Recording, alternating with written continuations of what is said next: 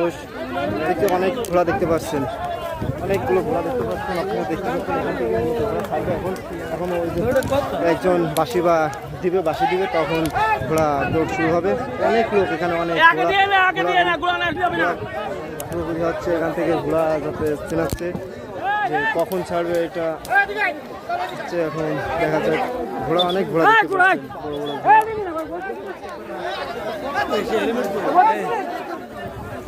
সতর্কতাই এখনই মনে হয় ঘোড়া ছাড়া হবে।